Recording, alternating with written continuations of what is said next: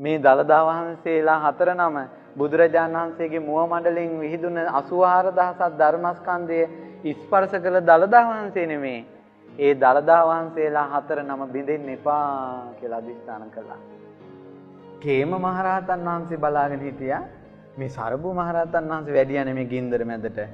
උන්වහන්සේ දිවසින් බැලුවා. අහෝ ධාතුන් වහන්සේලා බෙදෙනවා. බෙදෙනකොට දැක්ක දන්ත ධාතුන් වහන්සේලා දැන් ඒ හරියෙන් බෙදීගෙන යනවා. දැන් ඉතින් ධාතු බෙදලා ඉවරයි. ඒ අතර බැබලි වන් දළදා වහන්සේ තියෙනවා. කේම මහරහතන් වහන්සේත් ඉරිදීන් වැඩියා ගින්දි ජාලාව මැදින් රන් දෙනට. වැඩලා ඒ ශ්‍රීමත් වන් දළදා වහන්සේ ගිනි ජාලාව මැදින් අතර ගන්නවා. පින්වතුනි මේ වැඩ ඉන්නේ ධාතුන් වහන්සේ. කොයි තරම් ආශ්චර්යයක්ද? ගින්නේ පහස නොලබා බුදුරජාණන් වහන්සේගේ අදිස්ථානයේ නොබෙදුන ගිනි ජාලාව මැදින් අපේ කේම මහරහතන් වහන්සේ ශ්‍රී හස්තෙන් ගත්ත දන්ත ධාතුන් වහන්සේ මේ වැඩේ ඉන්නේ. දළදා මාලිගාවේ වැඩ ඉන්නේ දන්ත ධාතුන් වහන්සේ. මේ දන්ත ධාතුන් වහන්සේගේ අනුභවය අපි කතා කරමු.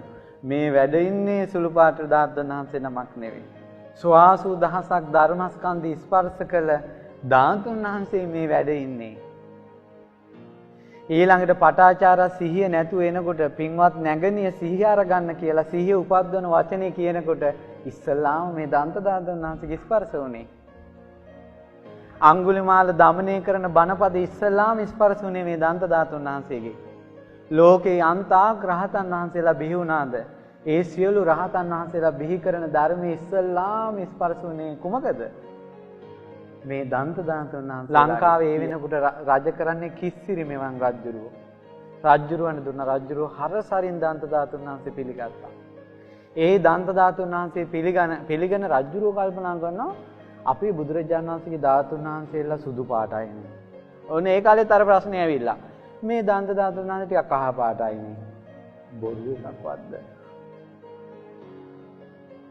හිතනකොටම කරඬුව මෑත් වෙලා දන්ත ධාතුන් වහන්සේ ආකාශයට පැන නැගිලා රැස් විහිදෙනවා.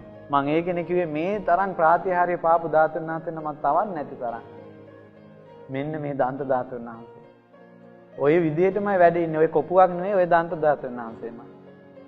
ඊට පස්සේ මේ දන්ත ධාතුන් වහන්සේ රාජ්‍යරෝ සතුටට මල් වලින් පූජා කරන ධාතුන් වහන්සේ වැහුණා මල් වලින්. මොහොතක් යනකොට මෙන්න මල් දෙබෑ කරගෙන ධාතුන් වහන්සේ මතුවෙනවා.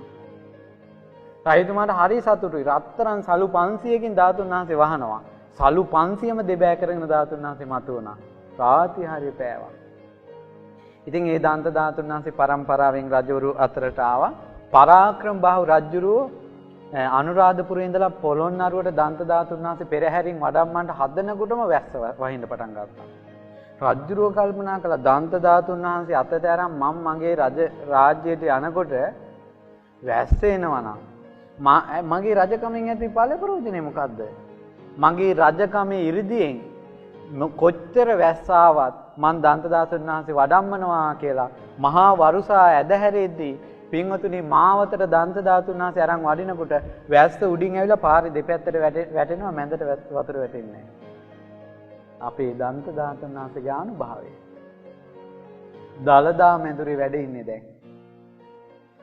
ඊළඟ මේ සුදු මේ බ්‍රිතාන්‍ය පාලන කාලේදී දන්ත ධාතුන් වහන්සේ එළියට ගැනීම තහනම්.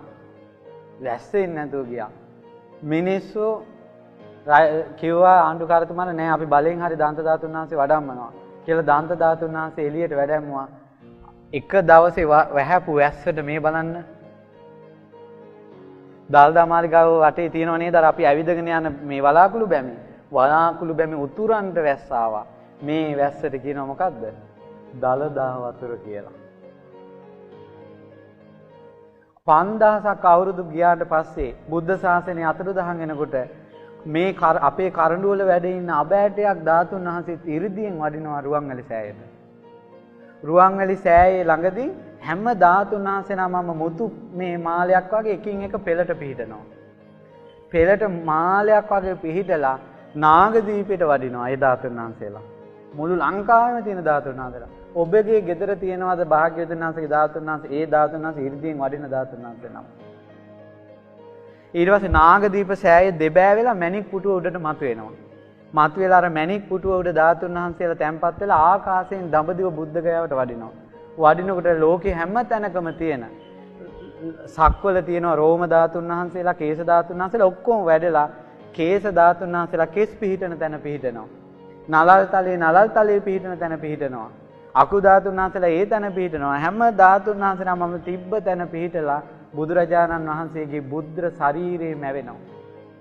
යමා මහ පෙළහර පාලා කපුරු පිටක් දැවුනා වගේ දැවිලා යනවා. දෙවිවරු මිනිස්සු වඳිනවා, අඬනවා, වැළපෙනවා. භාග්‍යතුන් වහන්සේ අවසාන වතාවට ධාතු පරිනිර්වාණය. ලෝකේ සියලු බෝධි අතුරුදහන් වෙනවා. ලෝකේ සියලු පිළිම අතුරුදහන් වෙනවා.